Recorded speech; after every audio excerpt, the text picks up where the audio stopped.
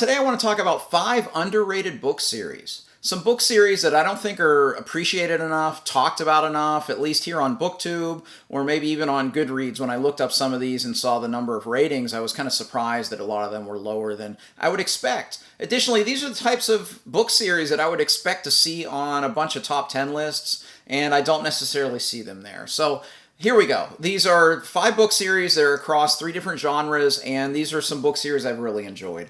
All right, I'm going to start with the series that is kind of the genesis for this video. This is a series I finished 2 nights ago, and that's the Long Price Quartet by Daniel Abraham. The first book is called A Shadow in Summer. This is actually an omnibus edition of the first 2 books, and that's one of the noteworthy aspects of this series in my mind. It reinforced for me something I've always held dear, is that there's a place in the fantasy genre for non-epic length fantasy. Additionally, Abraham does some things in here just as well as some epic fantasy authors have been able to do. For instance, the world building in this series is on point with Wheel of Time, Stormlight, some of these other really big series where the whole series in length is about the size of one of the volumes of those series. So I'm really impressed with that. The character work in the Long Price Quartet is top tier. And I know a lot of fantasy readers, that's why they love fantasy. They love the characters. Well, the characterization here is also very unique. I've really only seen it 1 or 2 times in some other series, in that you get to see some characters and really delve into them over the entire spans of their lives. And you meet 2 boys in the prologue of the first book, and you get to see them all the way by the final book. They're in their 60s. And what's really incredible about Abraham's character work is its subtlety, but also its depth, because you see throughout each book, there are 10 to 15 year time gaps between the books. You get to see throughout the entire series how these characters are grown and they've evolved and turned into different men, but you still see a lot of the things that happened to them as a youth. A lot of aspects of their own character as a youth are still there. You know, their shortcomings, their insecurities, all of those just permeate the rest of their lives. It's really just top tier character work. Really fine work. The last aspect I love about this fantasy series is the magic. So I love soft magic systems. I don't need to know, how the meal is made. I'm not one of those people. It doesn't matter to me that this is why someone can do magic and all of those hard magic systems. This leans towards a hard magic system, but it's still soft enough that it appeals to me. But beyond that, it is so interesting that the magicians in this world, they're called poets, and what they do is they basically perform a poem that binds an abstract idea into a personification. And I hope I explained that clearly. And basically enslave these abstract ideas, and these ideas are super powerful. And they make these poets and they make the empire very powerful because of these poets. And the personification of all of these Ondot are truly intriguing because they're enslaved. So all they're trying to do is get away from their poet. And they have a slight advantage because when the poet binds the Ondot to them, the personality of the poet is kind of thrust upon this abstract idea. So any insecurities, any lesser aspects of a character, the Ondot is going to have that as maybe a way to exploit the poet to finally break free of the bondage. It's fascinating. Every single Ondot in all 4 of these books were some of the most memorable creatures I've read in the fantasy genre.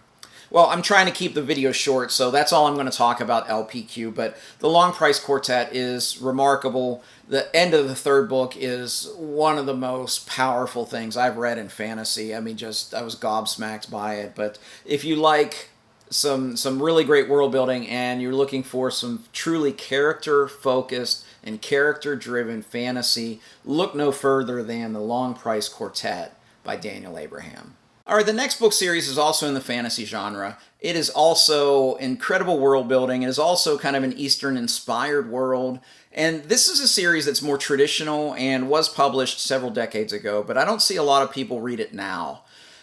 And that's the Empire Trilogy by Raymond E. Feist and Janny Wirtz. And the reason I wanted to spotlight this one is I think that there's an entire generation of fantasy readers that kind of lump everything from the 70s and 80s together. During that time, publishers were putting out a lot of very kind of tropey type of fantasy storytelling. A lot of authors were following the Tolkien mold. You had to kind of do that to get published back then. And a lot of them embraced it and did very, very well with it. Like, one of my favorites of the time was David Eddings, but I don't often recommend him to modern fantasy readers because it is very, very tropey. But the thing is, during the 70s and 80s, there was still a lot of fantasy that was not following that formula that is fantastic, that I think sometimes just gets kind of swept along and saying, oh, it's part of that everybody wants to be Tolkien era. And, well, the Empire Trilogy is nothing at all like any of that. This may be the best political fantasy I've ever read. It's probably neck and neck with A Song of Ice and Fire as far as political intrigue is concerned. In particular, this first book, Daughter of the Empire. This is a trilogy that is set in Raymond E. Feist's world. So Raymond E. Feist has the Rift War saga that he wrote. It's began with the book The Magician. Sorry, Magician, not The Magician. And it takes place in a world called Midkemia, and there's a rift through space-time of this other world called Kellowan. Well, this takes place on Kellowan. It's a self-sufficient trilogy that you could read 100% without reading the Rift War saga. There are a couple scenes that I think were enriched by having read that series, but you could very easily read this alone. Because I feel that now that I've read at least a dozen by Raymond E. Feist. I feel that here, this is the best of his that I've read so far. So I think his collaboration with Janny Wirtz, I think, just elevated the material quite a bit. This book, you meet a girl named Mara who is about to go into kind of a convent when she is suddenly thrust into the head of her house. And this is Eastern inspired, and the houses, these noble houses, are extremely important to this world. And you see that she's not trained, she's not ready to be part of kind of this political monster that she's going to be part of now. But she's very, very clever, and what she does is she just endears the people around her to support her. And she does a lot of things that kind of ruffle the feathers because she's more progressive in thoughts. And it's one of the best just political fantasies I've ever read. And I don't see enough people talk about it. I don't see it on enough top 10 lists because I think it's that good.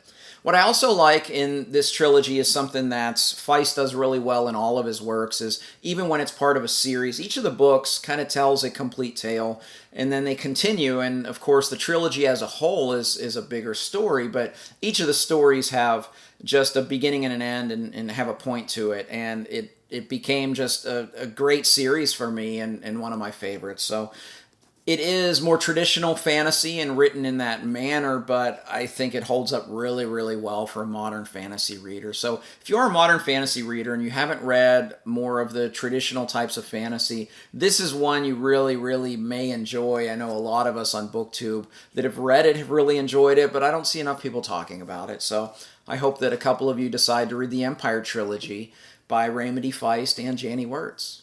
All right, let's go next to another one that has some really great political intrigue in it. This is a book series of historical fiction. But what if I told you this is right on par with A Game of Thrones? Don't take my word for it, because on my front cover is George R.R. Martin saying this is the original Game of Thrones. This is the 6 books of The Accursed Kings by Maurice Druyon. And the first book here is The Iron King. This is another one, much like Long Price Quartet. This is some concise storytelling. Most of the books are about this size. There are 2 others that are a bit bigger, but none of them are big, chunky books. But this is set in France just before the 100 Years' War, the rule of Philip the Fair, and the political intrigue from the very beginning is just off the charts good. Additionally, I really like the storytelling, which is both sprawling yet intimate. You get a lot of characters, but when he focuses in on a lot of the smaller characters, it really comes to life. And in fact, the character that becomes kind of the main character of the entire series, was one that I was pretty sad at the character's demise at the very end. It's not a spoiler, it's historical fiction. Everybody in this book's going to die at some point or another. But I really enjoyed this series, but I do have a bit of odd advice for this series. There are 7 books, but don't read the 7th book. Maurice Druillon wrote the 6th books between 1955 and 1960. Didn't write the 7th book until 1977, I believe. And it doesn't add anything. In fact, it detracts from the series. The 6th book ends things beautifully. There's a very long epilogue section that tells you just what all the characters, what their demise was, and it ties up all the loose ends while telling you what happens next. And then the 7th book, you get a character from like another generation just telling a story about what happens after the 6th book. So it's not like it's immediate action, it's the sheer definition of telling, not showing, and the narrative voice is weak in that book as well. So the only thing I like about that book is the title is the King Without a Kingdom. I really love that title, but the book itself is not worth it. The 6th book ends really, really great. Even in the epilogue, Druillon talks about, or in his afterword, he talks about how he wept at the death of one of his favorite characters. And it's really a special series that, frankly, I've never seen anybody else on BookTube talk about it. So I hope that some of you have read it. If you read it, let's talk in the comment section below. But The Accursed Kings by Maurice Druillon is some really, really fine political, personal intrigue in historical fiction set in France in the 14th century. All right, how about we mix up some historical fiction with some fantasy and talk about my favorite author, Guy Gavriel Kay. And the series is the Sarantine Mosaic. This is the first book, Sailing to Sarantium. So you've probably heard me talk about Kay. If you hadn't, I'll talk about him again. He's become my favorite author. I'm going to talk about him. This is my channel. I'm going to talk about Guy Gavriel Kay any opportunity that I can. So Guy Gavriel Kay's Sarantine Mosaic, much like a lot of Kay's works, he bases his world building, which is a secondary world. It's a different world. There are 2 moons. It's a different place, but he bases it on some aspect of Earth's history. And in this case, he's looking at the Byzantine Empire around the time of Emperor Justinian, around a very momentous time, and he tells a story that's based on those events.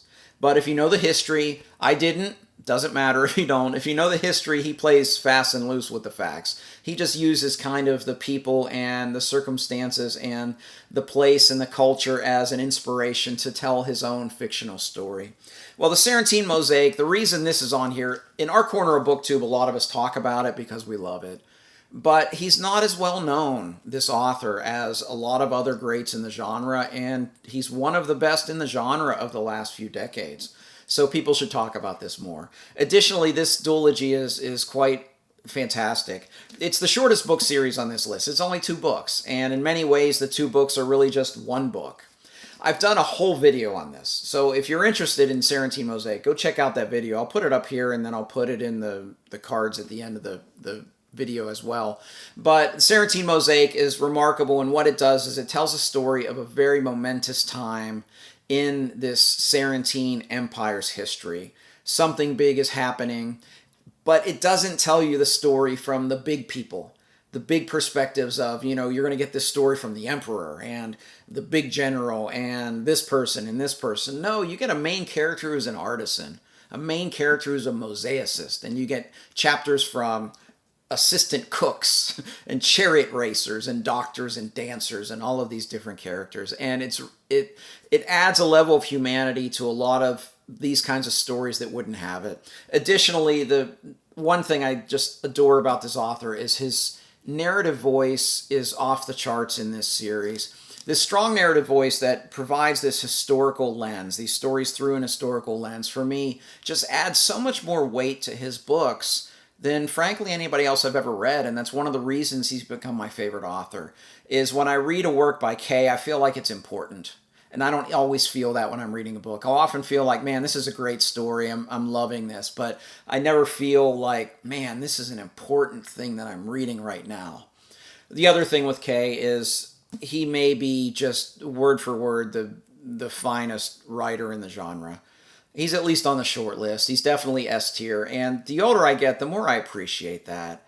I just appreciate the craft so much more the more I read. And for me, the craft of this author is a superior level that few, if any, reach. So it's kind of quasi-historical fantasy, great political intrigue, great characterization, enough magic to make it fantasy, and I was weeping at the very end. So check out the Sarantine Mosaic by Guy Gavriel Kay. Now the next one was a New York Times bestseller. A lot of people loved it. It was like #1 on the bestseller list, but I don't see people talk about it on BookTube. And when I saw it last appear in our little corner of BookTube, a lot of people didn't like it and they kind of bolted. There was a read-along on Mike's Discord like 2 years ago for this series, and I think people went in with incorrect assumptions and expectations about what this is about. This is the Passage Trilogy by Justin Cronin. This is the first book of that trilogy, The Passage. It's epic, and it's post-apocalyptic. And I think if you go in thinking that this is going to be akin to The Stand or Swan Song, which are two of my favorite epic length post-apocalyptic stories that I've ever read, it's not like that at all. Those stories have a zoomed in approach where you meet characters and you're watching them navigate the world after this apocalyptic event. Even if there are a lot of characters, and both of those books have a lot of characters, but it's still a cast of characters that you follow primarily. This is a bigger story. Over the trilogy, it spans about 1,000 years by the time that you get to the end. And you often have a lot of kind of the epigraphs of the story, and interspersed in there kind of reports from the future as they're telling the story about what happened during this. And it makes it a lot different. And I think if you go in thinking it's going to be like one of those other things, you may not appreciate it for what it is. I will say the only thing about the trilogy, I think the second book does sag a little bit in the middle, but I thought it finished very strong. I found myself emotional at the very end.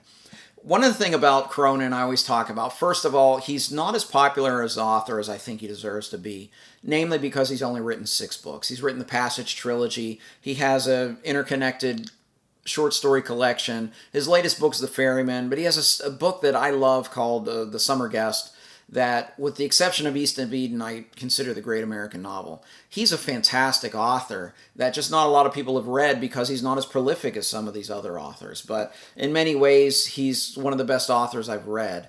The one thing I really love about him, he's actually very similar to, I talked about Daniel Abraham earlier in this video. He's very good at just characterization, but being subtle with it. Not hitting you over the head like, hey, look, I'm really good at this characterization thing.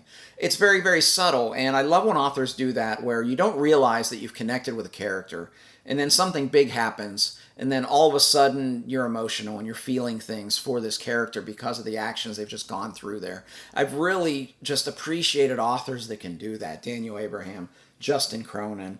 I love the epic scale of the Passage Trilogy. I loved where it ended.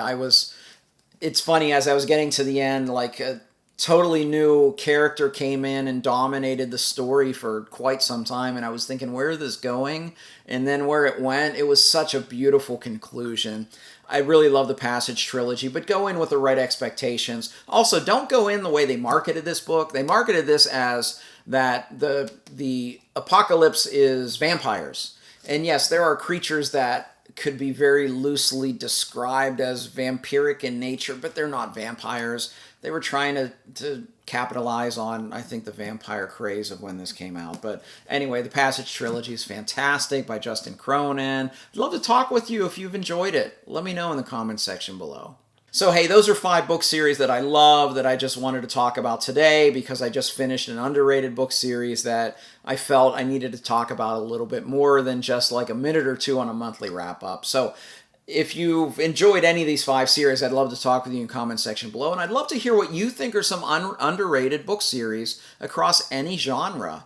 Those are some of my favorite videos to shoot as well as watch on YouTube. I love getting recommendations and finding out about those hidden gems that people may have. So let me know yours in the comment section below.